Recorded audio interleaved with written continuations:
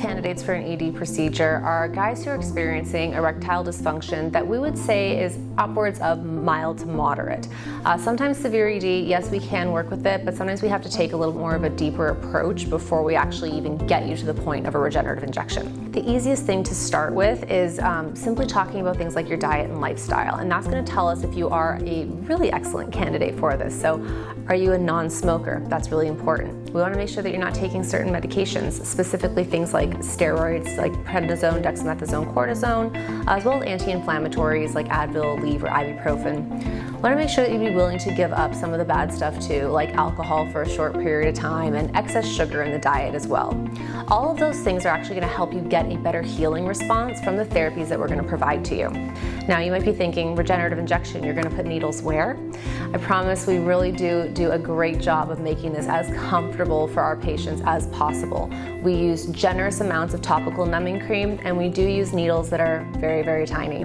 While I've never personally had this done, I've never had a guy tap out on my table.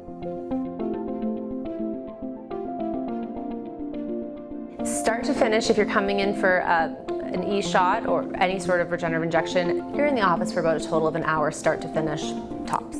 Quite a bit of that is just the numbing and the processing time. The actual injection time, we can go pretty quick. Most of the time I tell my gentlemen, I'm going to just go ahead and do it. You tell me if you need a break, otherwise we're just going to get this done and have you on your way. I kind of work with like a tier system of how strong does this treatment need to be for this gentleman based on his needs and his concerns and his degree of dysfunction.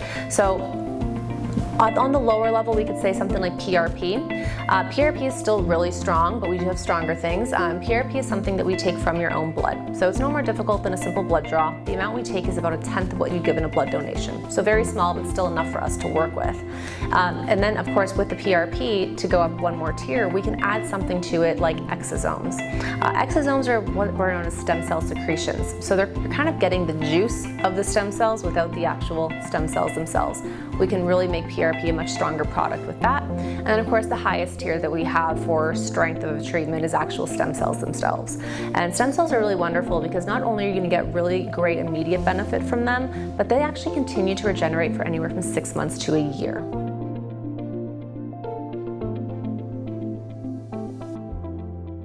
Depending on the individual, we usually say anywhere from 6 to 12 weeks because that's how long a healing cycle is. Some patients might notice stuff sooner, and that's great if they do. I've had some patients where it takes sometimes close to 6 months to see the results. The time's going to pass anyway. At least we know that there is healing happening underneath. I've had some really interesting cases where patients have noticed changes in days.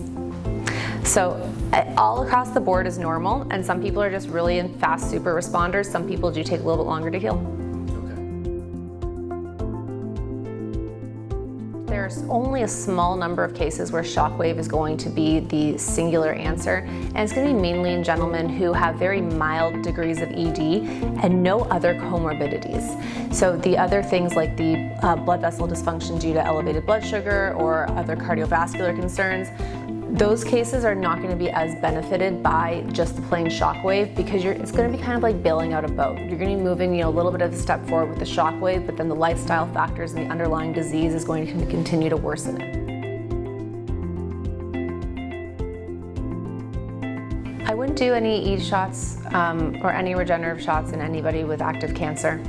Okay. That's just a blanket statement, simply because a lot of our regenerative injections do pull on the power of something called VEGF, which is vascular endothelial growth factor.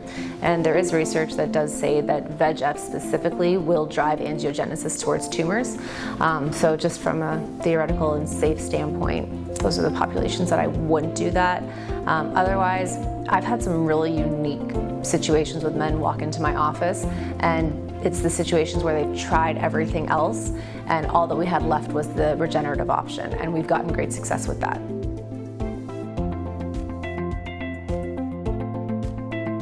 In my experience, men who are dealing with ED, they end up feeling like 50 to 70% less like themselves. It's like a part of their persona, a part of their identity has somewhat gone away.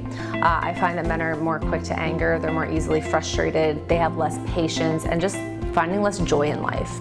But then the transformation after we get things fixed is the opposite, right? They're now 50% more like themselves. They have more energy, more zest for life, more drive, more discipline. It's like you're re-emerging as a new man after something like this. It can definitely change a lot of things for the man, for their significant other, and for the relationship as a whole.